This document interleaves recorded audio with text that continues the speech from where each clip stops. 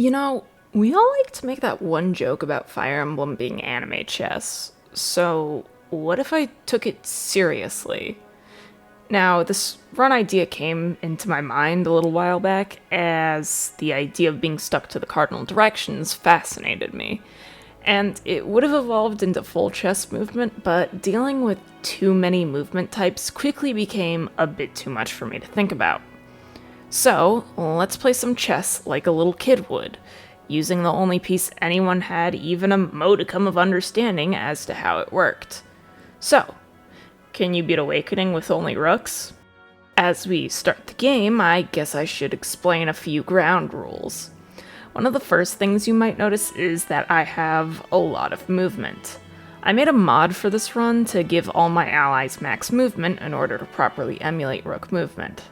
It works as a nice balance, as my movement is still limited, but can be made up for with distance. I made an updated version of this mod for anyone to use, which should be linked in the description of this video, assuming I remembered. The second thing to be aware of is attacks and pair-ups. I had originally considered only attacking or pairing up in the same direction I'm moving, but that quickly proved to be a bit too much. Hence why the name of this run is about rook movement. Once I've landed in my destination, I can use the menu to attack or pair up with anyone in range. I'd also like to state that I started this file on hard classic. I don't know if this was the best or worst idea that I had, as I worried that infinite movement would make this too easy despite having not played this game properly for a few years. Combine that with the fact that I made this a soft Iron Man of sorts, trying to minimize the number of soft resets, and you can probably see where this is going. With that out of the way, let's see how the game's going. The first few chapters pose little issue as the game eases us into its mechanics, not to mention that Frederick is extremely useful to use at present. With his high defense, he works best for this challenge run, as it is much harder to set up attacks on player phase. This is, if anything, an enemy phase-centric run. Not to mention that, with these wide open fields we start with, there's little to obstruct our movement, especially when the Lord and Tactician classes have the ability of being Jesus. To be honest, nothing of note happens until Chapter 5. This is where the challenge truly begins. This is our first proper introduction to cliffs. Cliffs are a type of terrain that only flyers can go over. This fact isn't usually so much of an issue, as you can navigate the winding paths made for foot soldiers. However, winding movement and rook movement do not combine well. A simple move that would normally take one turn could take 3 or more with my rules in place. And just nearby are Rickon and Maribel in need of rescue. Only one unit can reach them immediately, and that's Sumiya as my only flyer. With the enemy ranks that included many a Wyvern Rider making their charge, it was inevitable that there'd be some casualties. Either I'd have to play carefully and potentially lose Maribel and Rickon, or I'd have to play aggressively and likely lose many more units. And since I put out a poll that included Maribel as a potential wife for Crom, I decided to play aggressively. By having Sumiya ferry Frederick up the cliffside to help protect the duo, I knew I had a chance of saving Maribel. But with my movement restrictions and inability to get units past the nearby choke point, loss was inevitable. Lanku was the first to die, quickly followed by Rickon, and soon enough Varian would join them. However, their sacrifice was enough to help provide me with a proper foothold as we managed to pull Maribel back to safety. And so, we decided to honor their valor with a way to never forget them. Up next is Chapter 6, being a map that I've always had trouble with. After the display from our last battle, I had no doubt that playing this map normally would only lead to ruin, especially when plenty of my units were a bit untrained at the moment. Since the goal is to protect Emrin, I decided to use half my allotted deployment slots. While this may seem like a poor idea, this had a purpose. While blocking off the eastern path is usually a good idea to buy more time, I had no desire to do so. This was a trade-off between buying time and saving as many of my units as possible early on.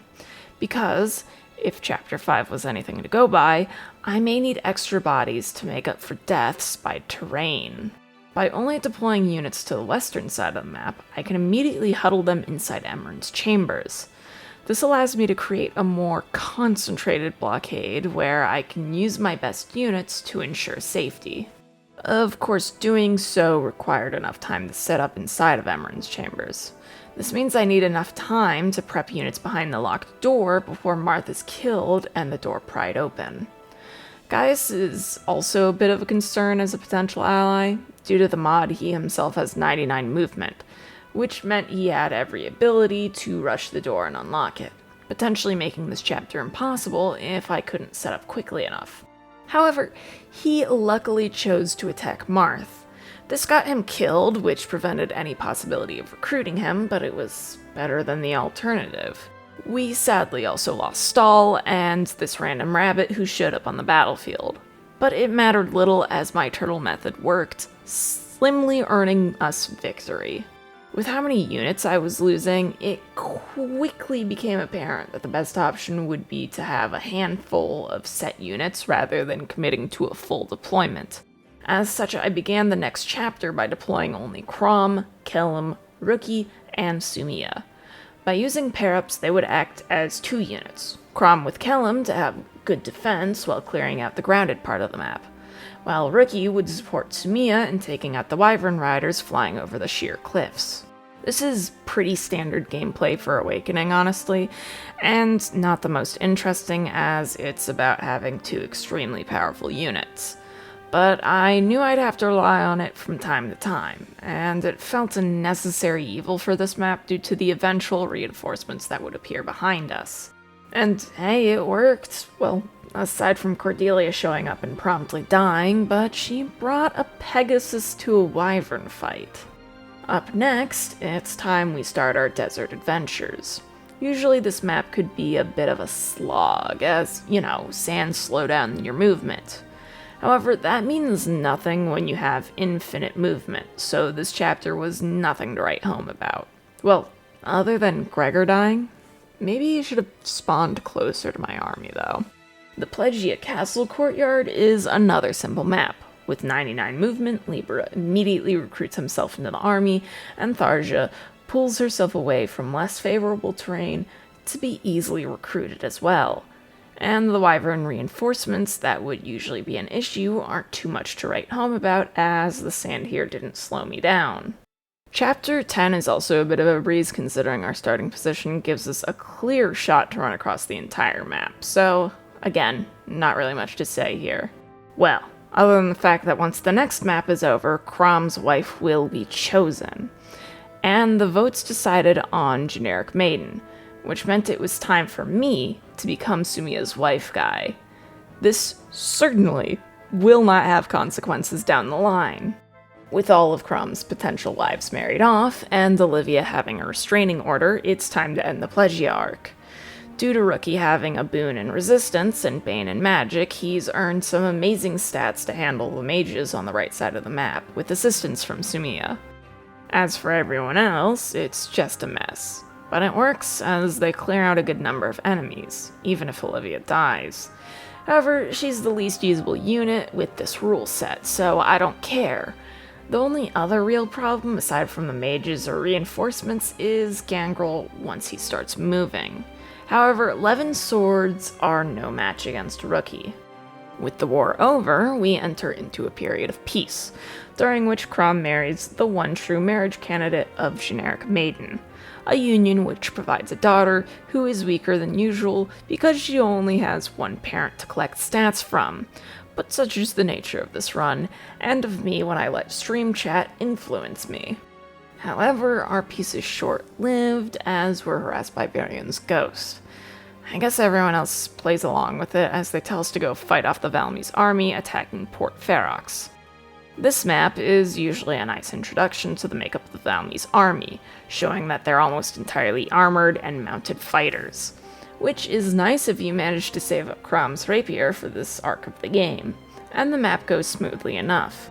Well, other than me letting Noe die for fun and killing off Tharja because it was essentially requested of me, which was a decent choice as it cleared up my registry of otherwise unused units and meant I wouldn't have to do a Tharja or Noe training arc.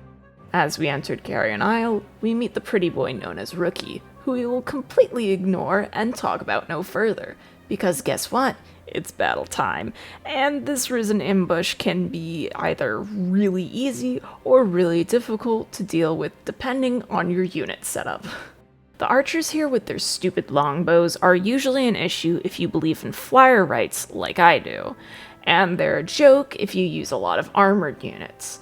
Neither of these matter though, as I thought it would be funnier to just kill off units for the heck of it. I will take matters into my own hands and own the deaths that may occur on this map. I will not lose my units to stupidity or reinforcements because I made a sacrifice to appease Grima. For now. Also, I guess I should mention I can mostly ignore this map by just running up with my maxed out movement. And the Sumiya Rookie combo is too powerful to be stopped. We sadly lost Henry though. Poor guy. Didn't stand a chance. Not that I'd let my units die, or anything. Anyways, remember how Lucina only really has one parent to pull stats from? Well, congratulations. Y'all have turned who is normally my most overpowered character into the most pathetic of the lot. She has basically no stats to pull from now, even as an early recruit child unit. This turned our battle out at sea into a game of trying to defend Lucina while drip feeding her experience, as I didn't want to halt the game to train her. However, this comes with another issue as the enemy makes great use of flyers on this map. Usually they aren't too much of a problem to handle if you have decent flyers yourself and a decent bow user or two. Emphasis on usually, because we find ourselves in the most unusual of circumstances, ignoring the freedom of movement the devs no doubt expected us to take advantage of. The problem, though, is that the enemy Pegasus Knights are located essentially diagonally of our position, and reaching them is extremely difficult when my movement is stuck to the cardinal directions. That doesn't mean it's impossible, though, and honestly, I surprised myself by pulling through without a single loss to my name, assuming you ignore my past transgressions. Soon enough, we're on Valm's shore. Due to the setup of this map, it can be a bit difficult to get around with my restrictions, so I essentially sent Sumiya off with Rookie in order to save Seiri. As for everyone else, they were fighting for their goddamn lives, but hey, they survived. And once the map was over, I remembered Morgan exists, which means I can upgrade myself from being just a wife guy to being a family man. But, as with all good things, there is a trade-off. To obtain such great power in the form of my daughter, I had to lose another. And so, it was on this day that Shirsh sadly perished in a battle to quell our master Grima. But hey, daughter time! This wasn't the blessing the average player may see it as, though. For Morgan was a wolf in sheep's clothing, a distraction that would ultimately destroy me. As while she may be a powerful unit, she blinded me from my truth. Every decision I've made thus far came to a head when we entered the military.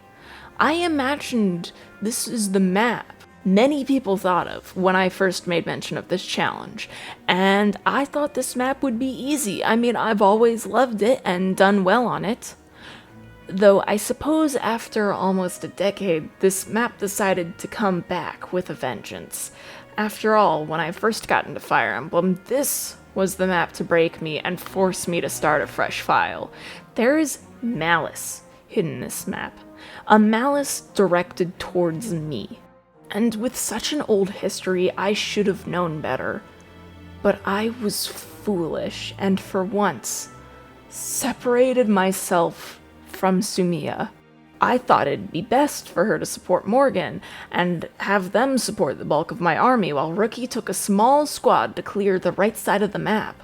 This was my greatest mistake. With this decision, my fate was decided. As soon as enemy reinforcements began to appear from behind, I knew at least one person would die in the onslaught. But I made the foolish mistake after foolish mistake. I tried to make use of Sumiya to help protect Morgan and Lucina, and it was that foolishness that cost Sumiya her life. This moment broke me. It was the final straw on the camel's back.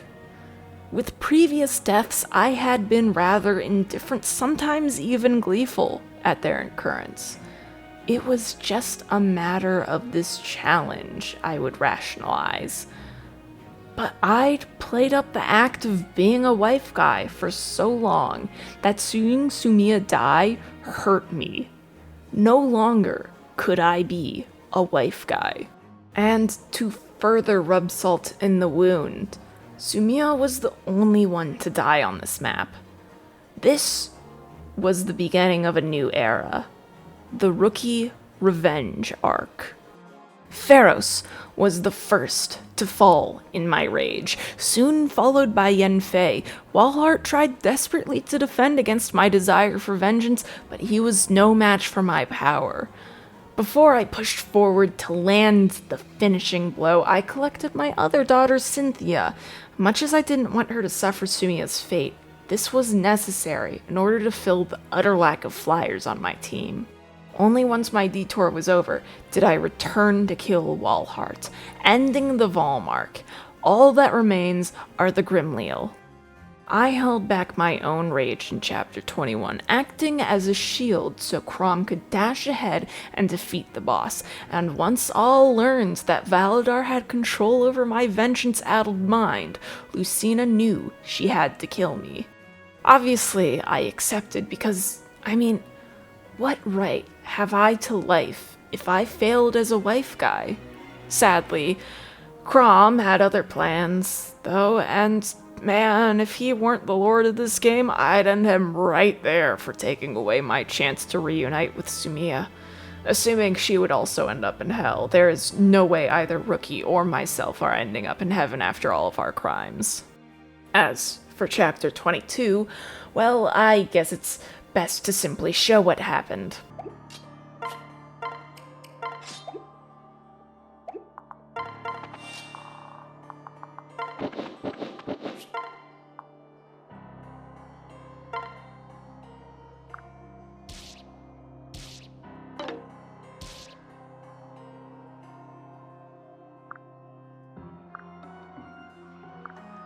Yeah, after a show like that, I decided my gameplay was too boring, which left me with a great idea for Chapter 23. I decided it was time to deploy all my units, even though most of them are well behind on levels, but in the wise words of Lord Farquaad, "Some of you may die, but it's a sacrifice I am willing to make." At the very least, I'll be kind enough to recognize those sacrifices.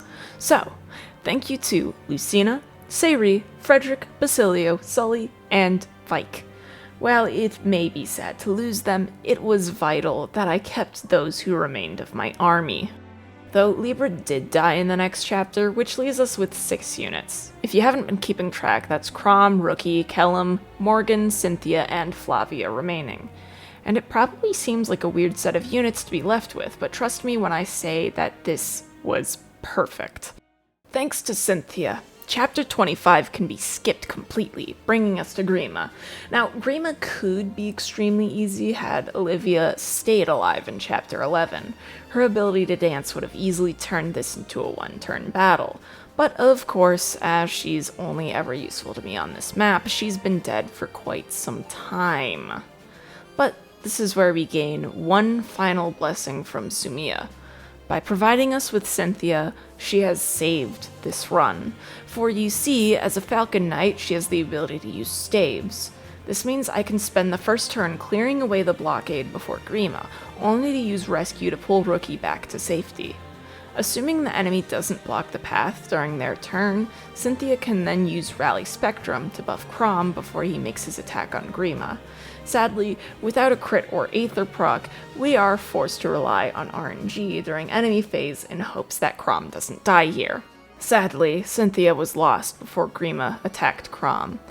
But soon after, our moment came.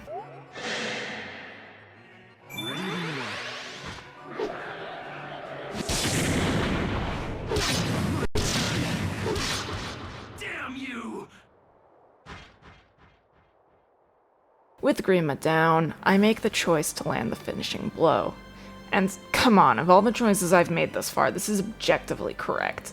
If only because I've caused so much destruction that the world will never be able to recover before Grima returns. But can you beat Awakening as a rook? Well, yes. Should you? Probably not. But it was funny. Anyways, I think it's about time I go. But before that, I'll share a quick fun fact about my next run I'm working on. Did you know that in The General in Black, you're still able to recruit Aramis even if Prim dies? When you approach him, instead of Prim asking to speak with him, Leia will request to cross swords with the man. Should you heed her request and allow her to fight Aramis, he will choose to join your army. Do with that knowledge what you please.